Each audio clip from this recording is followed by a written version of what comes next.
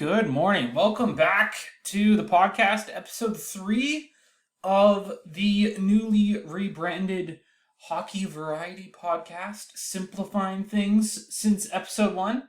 It is still New Year's Eve. I am recording episode 2 and episode 3 back to back.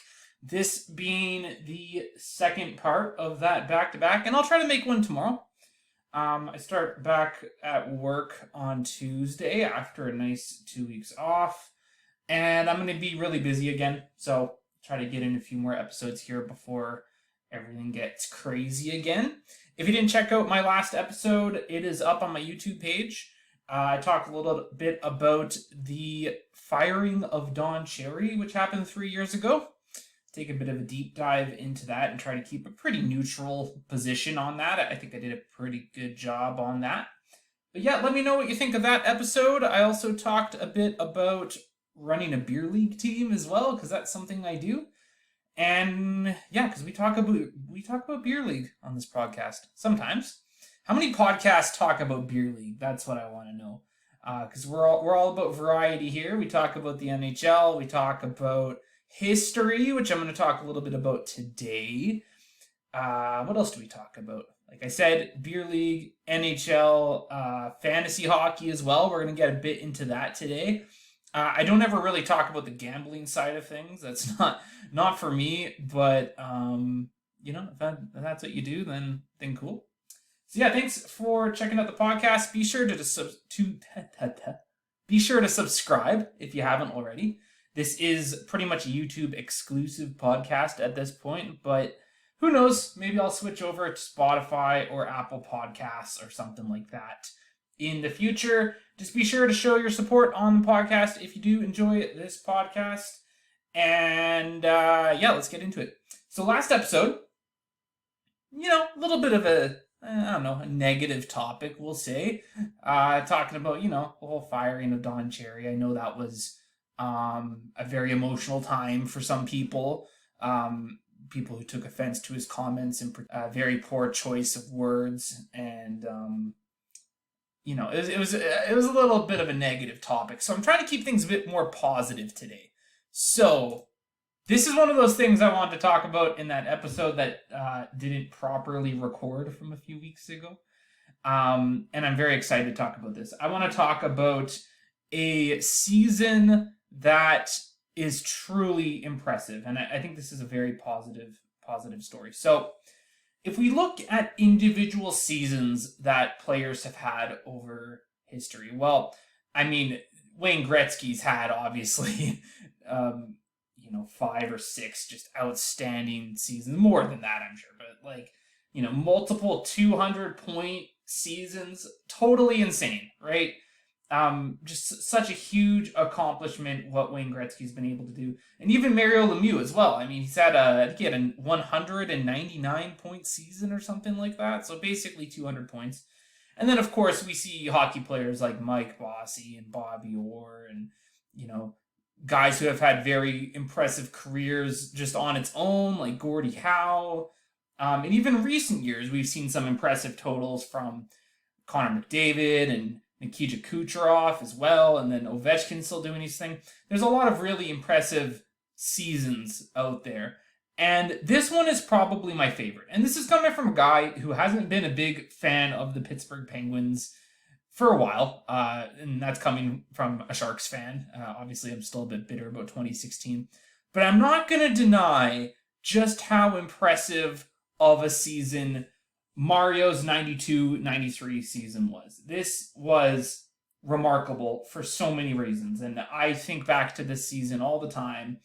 And this is actually one of the main reasons why I wanted to start a podcast, is I wanted to talk about stories like this, because it's incredible, and we'll get right into it. So Mario's 92-93 season, the year I was born as well, so I was a little baby when he was doing all this. His season started off pretty normal. Okay, so from October 6th to January 5th, so the first 40 games of the season, so about the first half of the season. I think they played 84 games this season total. And yeah, in 40 games, he put up 39 goals, 65 assists, and 104 points. So he broke the 100-point mark in his first 40 games. He averaged 2.6 points per game, and he was just a goal under being a goal a game, which is super impressive just on its own. Just an incredible start to the season. But I mean, you can't expect really anything else from Mario Lemieux. This is what he does, right? Well, on January 12th, I don't know if this is when he got the diagnosis, but this is when he announced the diagnosis. January 12th, he announced that he has Hodgkin's lymphoma, which is a pretty dangerous type of cancer in young men in their 20s. I'm not going to go to here and say one type of cancer is worse than the other, but he announced that he has cancer, which is very, very scary. And, the hockey world definitely kind of rallied around him and showed him support.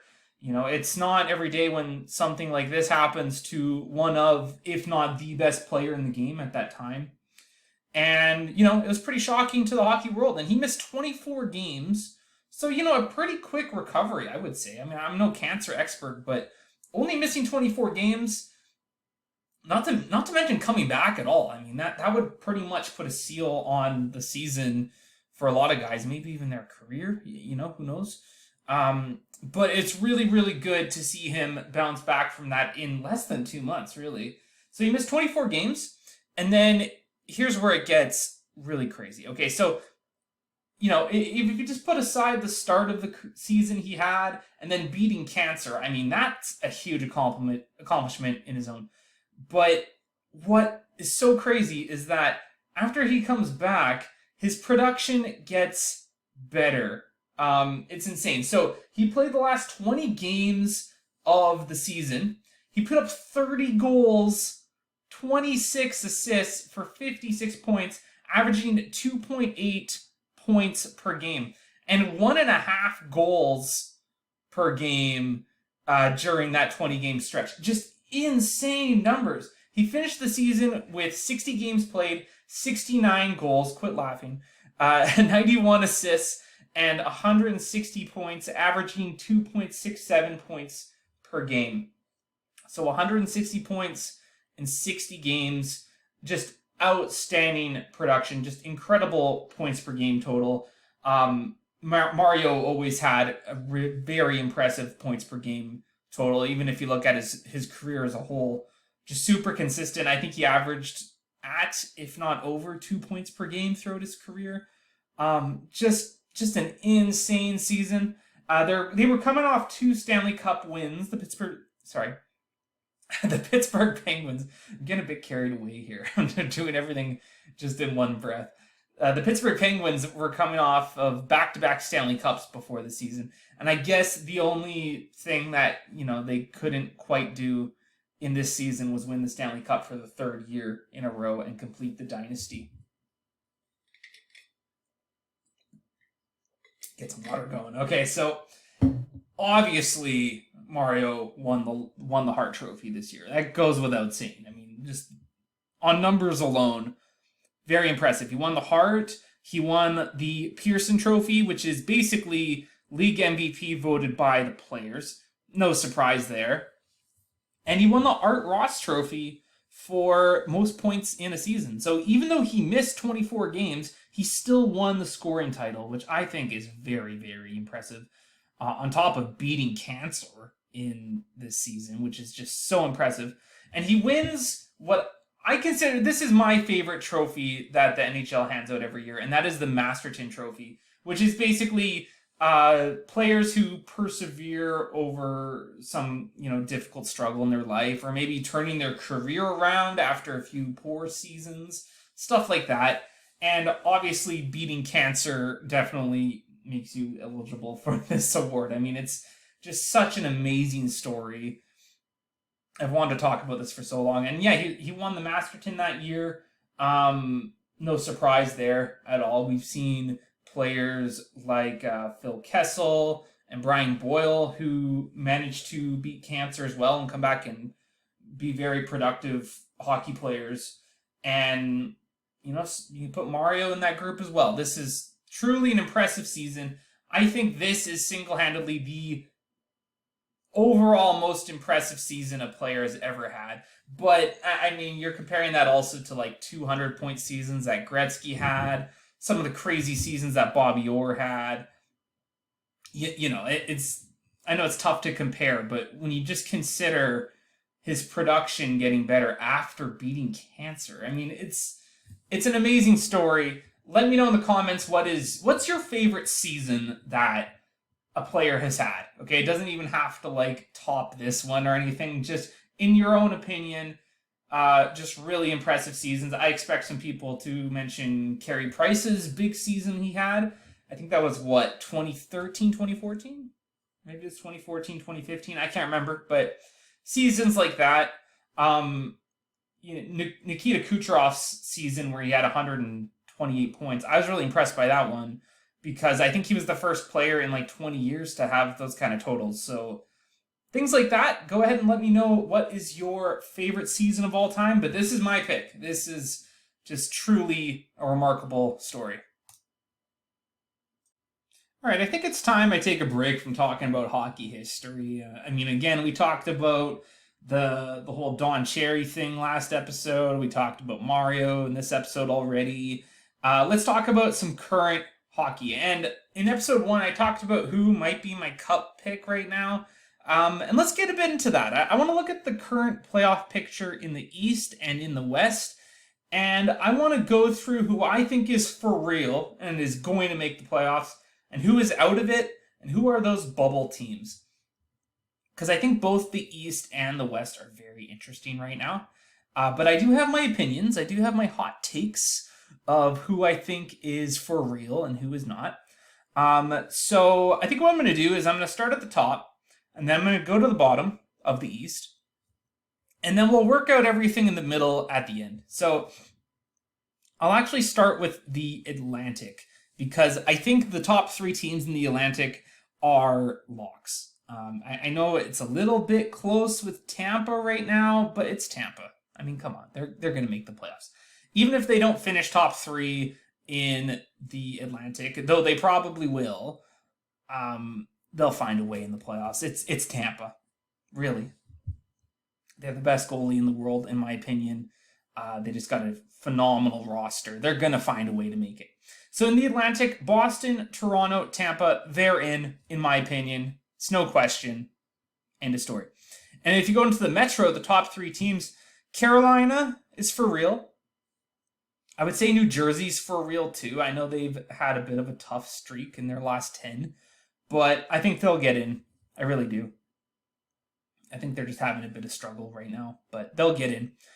And then it gets tough. Okay, so Washington, I don't know how confident I am in them. I really can't tell you. So maybe we should go back to the bottom teams here, and then we'll work out the middle. So I think if you look at the standings right now, as of December 31st, I think everybody Florida and below they're done. I can't see them making the playoffs. Florida, Ottawa, Montreal, Philly, Columbus. Especially Columbus. Oh boy.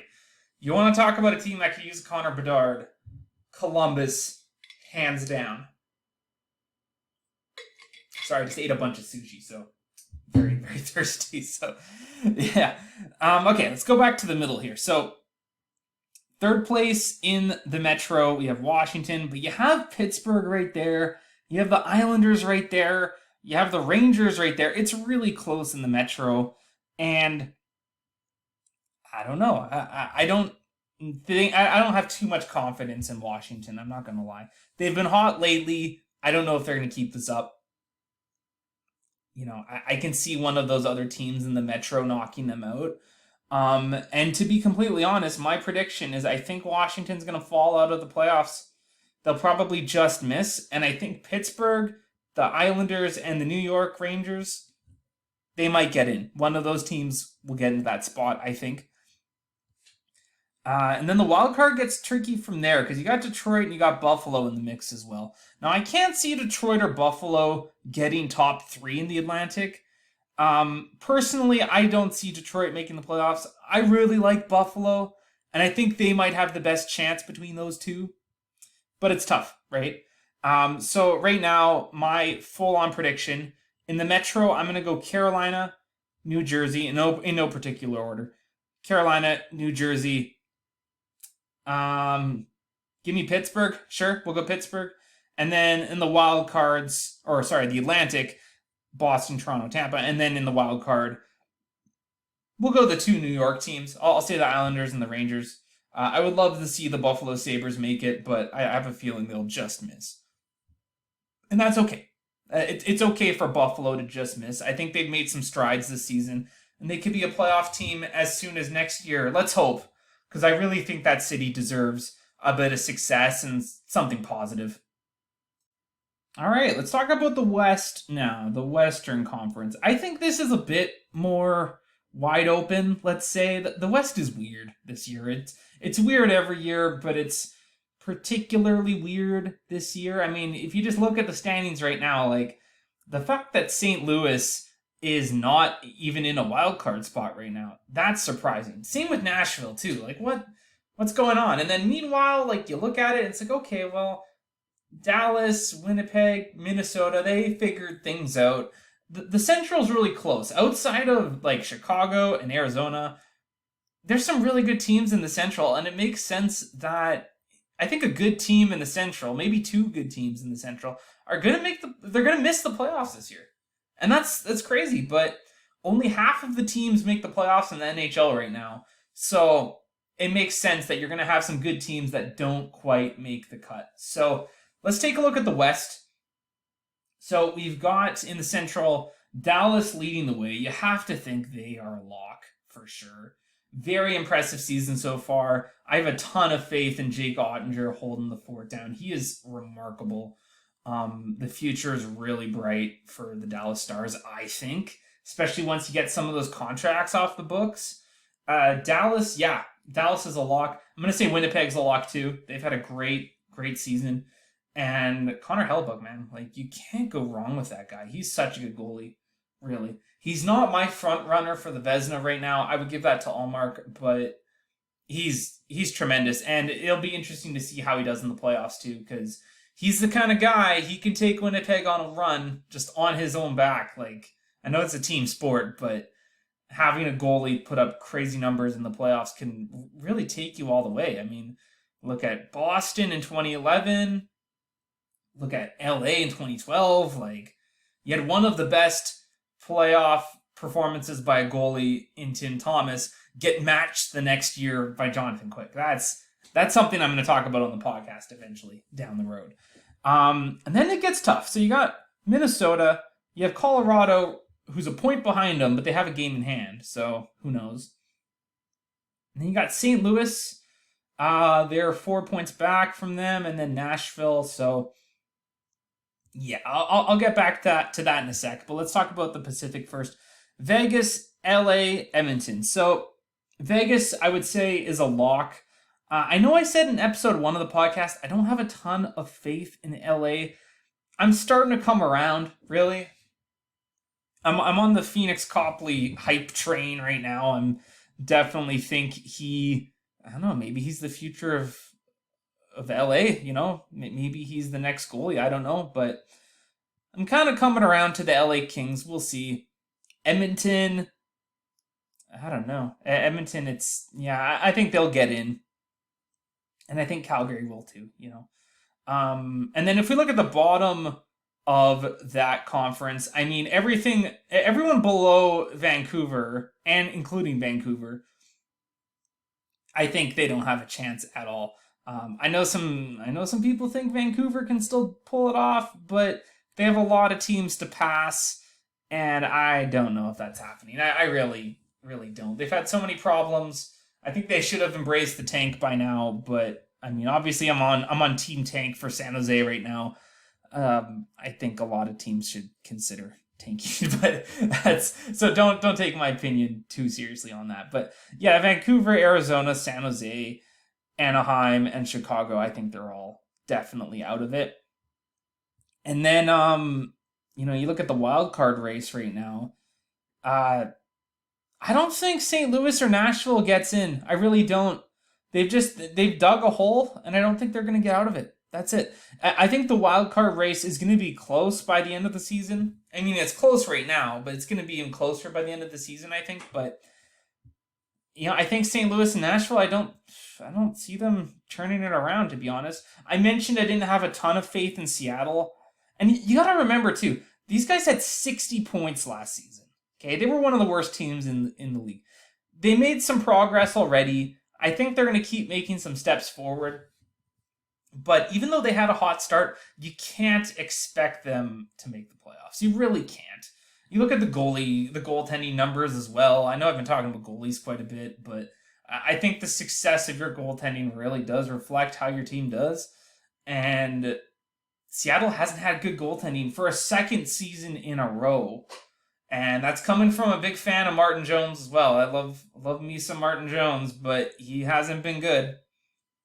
He had a pretty good win-loss record for a while there, but not a very good save percentage. I don't think his goals saved above expected are very good either. So, yeah, well, he's probably below expected right now. So, and yeah, I know this is probably not going to be a really fun pick or anything.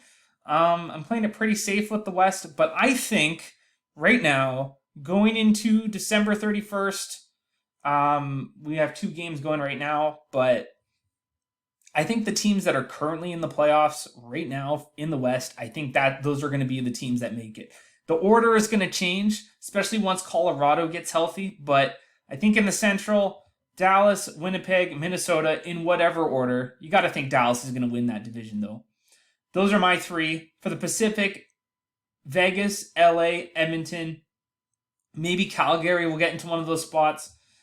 Calgary's definitely underperformed so far this season, but they're so good on paper. You got to think they'll figure it out. And when they do figure it out, look out, really. I mean, Jonathan Huberdeau, I think he's starting to find his game. I have him in one of my fantasy leagues. I think he's turning things around. I could see Calgary getting into one of those spots, and you got to think Colorado's making the playoffs. They have to, right? Once they get healthy, look out. So, yeah, I think the order is going to mix up quite a bit, but those 8 teams, Dallas, Winnipeg, Minnesota, Vegas, LA, Edmonton, Colorado, Calgary, they all make the playoffs. Everyone else, I don't think they're going to make the playoffs, but maybe it'll be close down the stretch. Who knows? And finally, for this episode, I'm going to get into one of my fantasy hockey picks for this episode. And I'm going with Jared Spurgeon. I picked him up last week in one of my leagues. The league where I'm trying to get back into the picture. I got 2 fantasy leagues right now. One where I'm doing really well, and I'm in first place right now. And I've been first place pretty much the whole season up till now. And I have another league where I'm kind of closer to the bottom. I think I'm 8th out of 11 or 12 or something like that. So I'm hoping to get back into that one. I had a really poor draft, so and some injury problems as well. So I've really had to pay attention to my pickups and stuff like that. And one guy I picked up about a week ago was Jared Spurgeon on the Minnesota Wild, a defenseman, and he has been pretty good. So if you play categories like my current, well, the league where I picked up Jared Spurgeon, we play categories, and there's block shots and hits and shots on goal, that kind of stuff. So we have the defensive stats as well. And Jared Spurgeon, he's pretty much good for 2 blocks per game. And you can see lately on the screen there, if you are looking at the YouTubes, he's been putting up quite a few blocks over his past few games. Some shots on goal as well. Getting some points here and there. His plus minus has been overall pretty good. You're not going to get too many penalty minutes out of him, but if you're really trying to get back into the block shots category, I highly recommend Jared Spurgeon. He's been great. He's a real leader on that Minnesota team. Not that leadership's a category, but Yahoo should really consider I don't know how you measure leadership, but I think Yahoo should consider some silly categories or something. We were talking about briefly we were talking about having controversial tweets as a category in one of my leagues. Or just any kind of controversy. I don't know. Something silly like that, social media posts or something. I don't know. But I'd like to see them do something kind of silly like that. That could be fun. But yeah, Jared Spurgeon, he's my pick. He's been having a pretty good season so far. I wouldn't like keep him on your roster all year. Like if you have to dump someone, he might be your pick, especially if you're rolling an extra defenseman like I am right now, which I don't normally do. But I've gotten pretty lucky with defensemen. Like I picked up Dmitry Orlov and Gustafson as well on Washington, who's been lighting it up lately. Um, yeah, so I don't know. I've had kind of a surplus of defensemen in both my leagues right now. So trying to, trying to figure things out, I guess. It's been a pretty good start for fantasy so far. Let me know in the comments how you are doing in fantasy, or if there's any players who have really like stood out for you so far in fantasy hockey. Brandon Montour, speaking of defensemen, oh man, if you were lucky enough to pick up Brandon Montour early in the season, he's been fantastic, really. I got him in one of my leagues, just having a great season for fantasy hockey. So, yeah, there you go. And that's actually going to be it for episode 3. I did want to do a little bit of a shorter one today. We are no longer the hockey variety hour because, yeah, I don't want to commit to a full hour. Let's be honest. I want to have that flexibility, and that includes also being able to do shorter episodes as well. But I'm glad I was able to pump out a second episode today. I'm going to try to do another one tomorrow, maybe 2. I don't know. We'll see. I might try to get a bit ahead of the game here. What are some things I want to talk about, though, in the future? And really, we're like talking about that season from Mario Lemieux. That really got me thinking about reasons why I wanted to start the podcast. Like, I really wanted to talk about the Don Cherry thing, and I'm glad I did. I think it overall went pretty well. I kept a pretty neutral stance, and I still do. One thing I want to talk about, though, and kind of going back to talking about sort of more negative topics, I guess, I want to talk about Evander Kane, and that's coming from a Sharks fan. I really want to look at his career as a whole and, what really got people talking about him and my own personal opinion of my fandom of his, because I was a big fan of Evander Kane at one point. I am not so much anymore, but, I think he's going in the right direction, at least on surface level, right? So I want to talk about that. Really, it's something I'm really looking forward to. I really like talking about players that everyone just kind of dumps on, but they don't look at the bigger picture at all. I do want to talk about some more like kind of culture issues in hockey as well. That includes inclusivity as well. I one of my friends who I know listens to this podcast, I'm going to get him on eventually for an episode, and we're going to talk about when is the best time for like the PA announcer, like the DJ at the arena? When is the best time to play the song Sandstorm by Darude? Because me and this friend of mine, we strongly believe that playing Sandstorm at an appropriate time can give the home team a boost. But there's a lot of factors that go into when is the best time to play the song Sandstorm. And I know that sounds silly, but just stay tuned for that episode. That's going to be a good one. That's one I'm really looking forward to because we have this whole criteria of when the best time, like where the face-off is and how much time is left in the game and goal differential, and like just crazy criteria that we'll get into. And lots of hockey going on today though. I'm looking forward to watching Canada versus Sweden in the World Junior, the IHF World Junior Hockey Championship. I said the whole thing. Yeah. That's at 3:30 Pacific, I think. So I'm gonna watch that after my drop-in hockey I'm gonna play in about an hour. Looking forward to that. Very chill, but it gets the legs going. One of the blades on my skates right now. Like I got my skates sharpened last week, and they totally botched one of my blades. Like I can't stop with the outside edge of my left skate.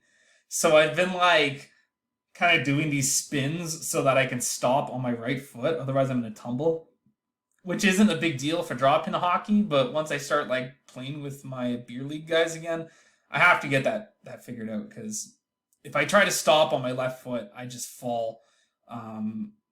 So it's sketchy. They totally botched that skate sharpening. Because yeah, I went to someone new, and yeah, I don't think they did a great job, to be honest. I want to go back to my usual guy, or I kind of want to get one of those accessories that you can get. Some of the guys on my beer league team have them, where you can kind of just sharpen them yourself.